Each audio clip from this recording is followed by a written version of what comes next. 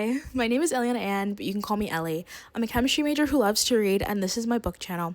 Welcome in, grab a seat. Before we get into anything else, I want to briefly acknowledge the video that caused this discourse to resurface. A TikTok posted by Maddie M. Clark reignited the conversation around anti-intellectualism in reading.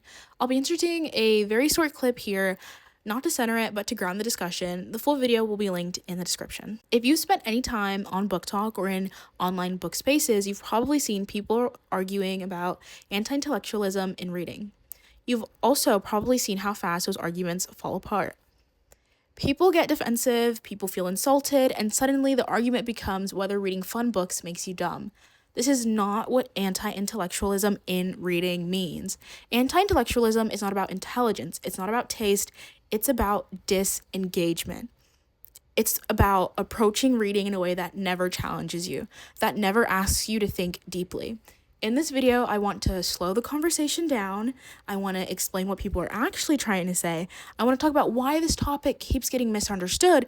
And I want to show you how we can talk about reading in a way that leaves room for both joy and intellectual engagement. Because we can love books that are fun, and we can also recognize when we might be limiting ourselves. Before anything else, I need to be very clear about my stance. This video is not about shaming readers. It is not about policing what people read. I read for fun too. I'm not constantly reading books that are the most intellectually stimulating. But anti-intellectualism is not the same thing as reading for pleasure, okay? Any videos I reference are linked in the description. Any creators that are mentioned or tagged. And this video is not hate towards any author, creator, or reader. What this video is about, it's how we talk about reading. It's about how publishing and algorithms shape our expectations. And it's about whether we are unintentionally selling ourselves short as readers. And welcome to the first section, Section 1, what anti-intellectualism actually means. One of the biggest problems in this discourse is that people misunderstand the term itself. When people hear anti-intellectualism, they assume it means someone's dumb or that they aren't reading correctly. This is not true. Anti-intellectualism is about disengagement. It's a cultural tendency to avoid complexity, to avoid challenge, and to treat depth as unnecessary or even as if it was pretentious. You see it when readers skip political, religious, or social details because they don't matter. You see it when people dismiss themes simply because they aren't explained explicitly. You also see it in publishing and in algorithms. Books are promoted for being easy, fun, and instantly digestible. Over time, that trains readers to expect less, and this is important. Anti-intellectualism is not about individual readers being bad. It's about patterns. It's about how books are being marketed, discussed, and rewarded. Those patterns shape how we approach literature as a whole. If you want more context on how anti-intellectualism extends beyond books, I recommend the TikTok by Books with Amanda 212, which is linked below. And I also recommend It's Maggie Perkins for another clear definition if mine was unsatisfactory. Now we can finally move on to section 2, which is gender, race, and power in book spaces. This section is way more layered like an onion than section 1 was, just because there's so much to peel back and talk about to be able to properly discuss this. And that is my intention, to properly discuss every topic and not just the ones that I want to. I feel like sometimes when we are in book discourse, we overlook certain aspects, and that is not what I want to do. Okay, I want to talk about everything, and I just want it to be discussed properly with respect and with the proper intention. To understand why this conversation gets so heated, we have to talk about power, and specifically we have to talk about gender. There's this massive rise in women who read, especially women who read fantasy and romance. At the same time, there's been panic about the supposed decline of literature. The implication is that books written by women and read primarily by women are less serious, making them less valuable. This isn't a new idea, and it also isn't true. Women have always engaged with complex and meaningful literature. The issue isn't about who is reading, it's about how we define the value of what we're reading. When discussions of anti-intellectualism blame female readers, they miss the point. These communities are often deeply engaged when they're encouraged to be. Reducing intellectualism to be a gendered issue distorts the conversation. Anti-intellectualism is about engagement, not identity. The next topic in section 2 is systematic racism in publishing.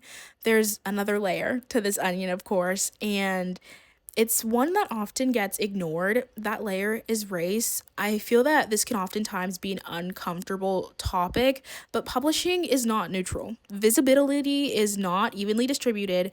Books written by white women are often celebrated for being fun and messy and light. When women of color write similar ones, their work is expected to justify itself.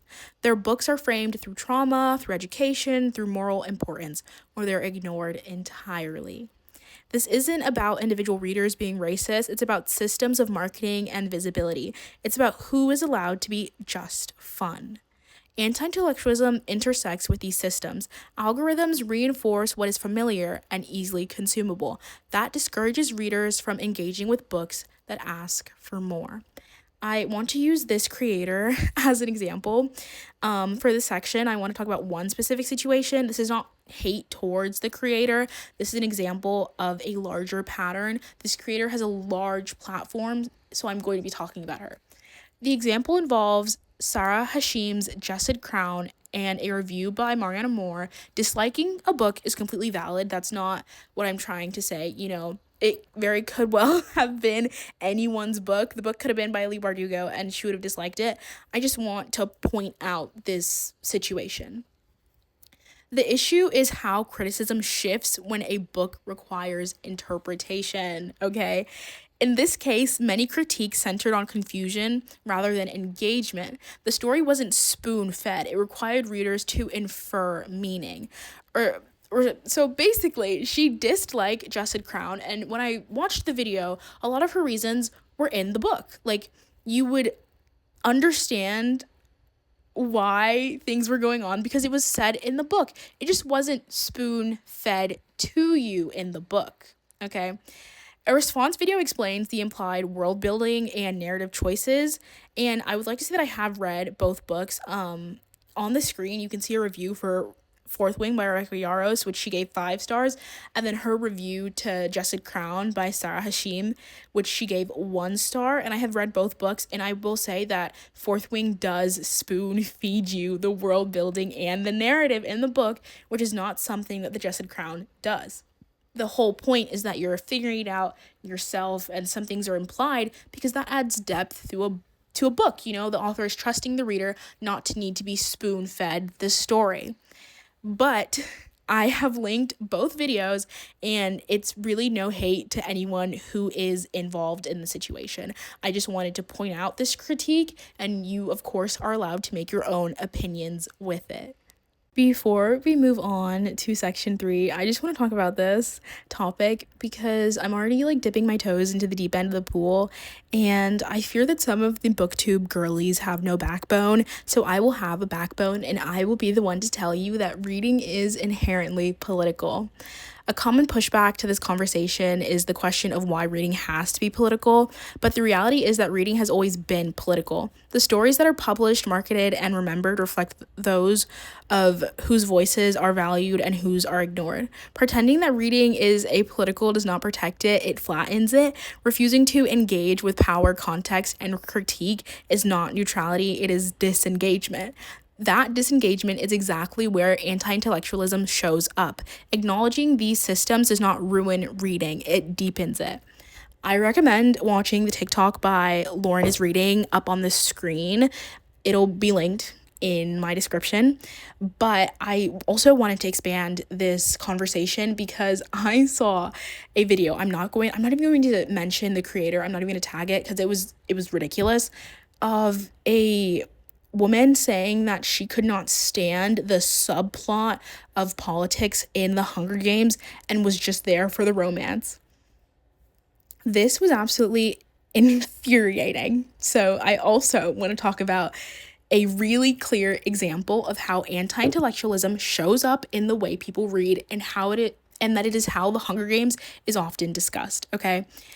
Because it's infuriating. It actually is infuriating. A lot of readers reduce the Hunger Games to a love triangle or a dystopian romance.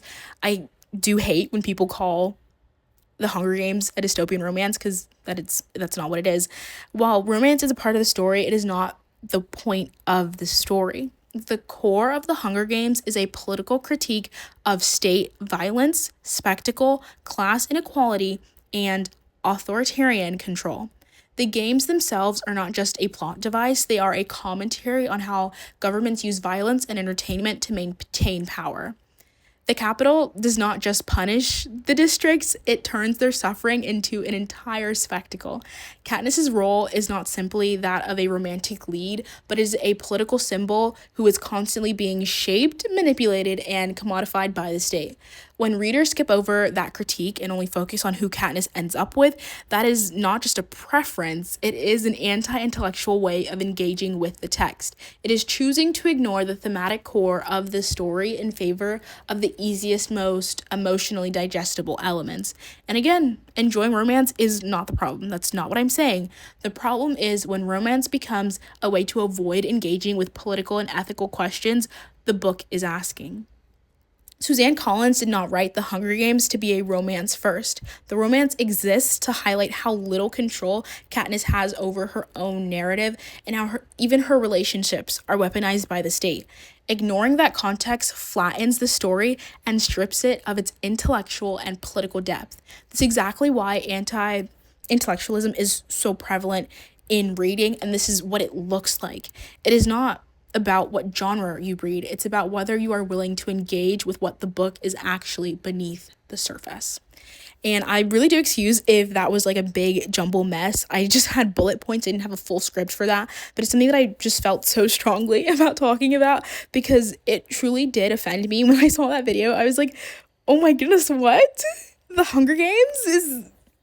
No, The Hunger Games is it's a political book, babe. I'm so sorry to tell you that. But now we can move on to section 3, and I really do hope you enjoy section 3.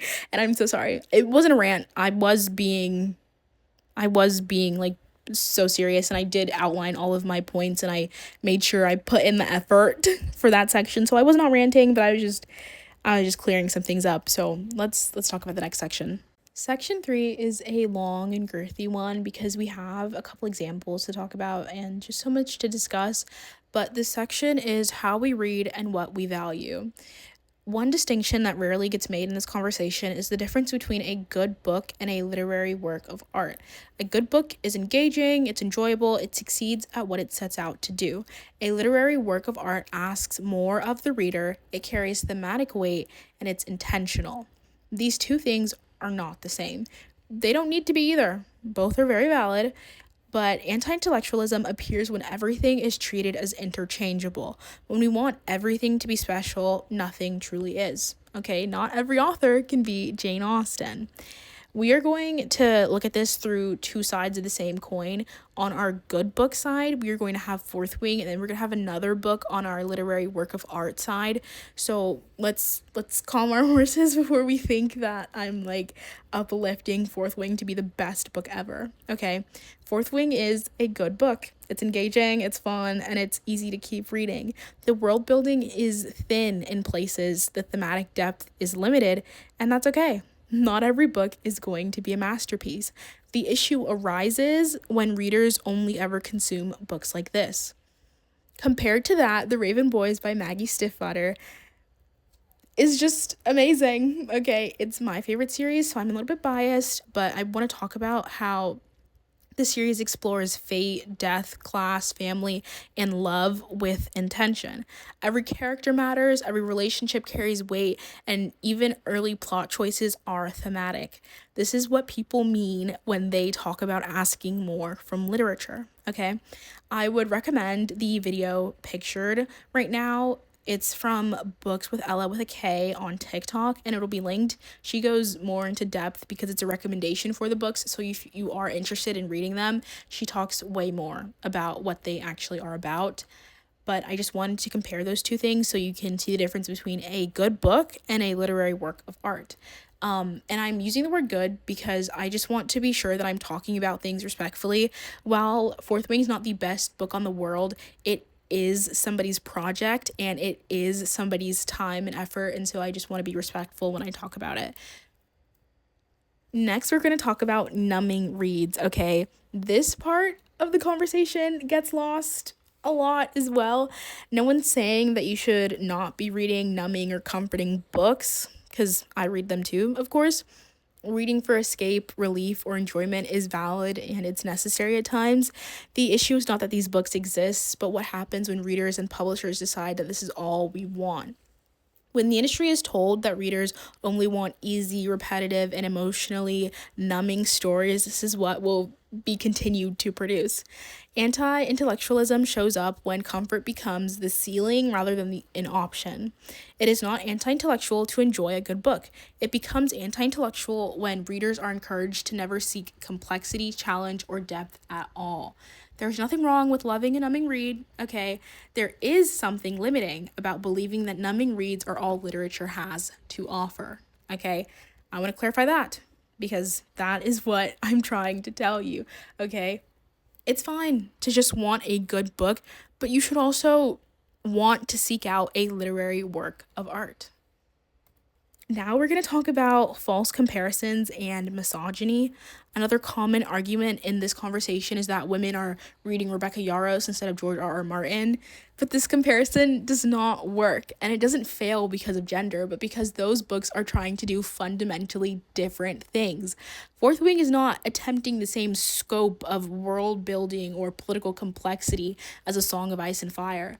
Framing this as women choosing the wrong books turns into a structural issue, and it just turns that into a gendered blame game. This is where misogyny enters the conversation again. Women-centered reading spaces are dismissed as unserious because they prioritize accessibility and emotion. Anti-intellectualism is misused here as a weapon against women rather than a critique of how books are framed and compared. If we want a fair conversation, we need fair comparisons. Putting Game of Thrones next to Babel or the Poppy War creates a more honest discussion about depth and intention. The problem is not women's fantasy. The problem is using unequal comparisons and then blaming women for the result.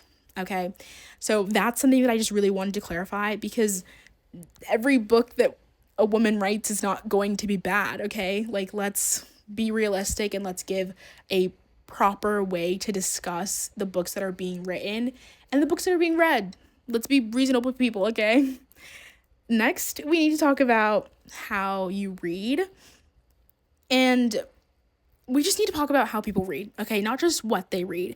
If you open a fantasy book and you skip the map because it doesn't matter, that is a choice. If characters reference places, history, or politics, and you choose not to engage with them, that is a choice.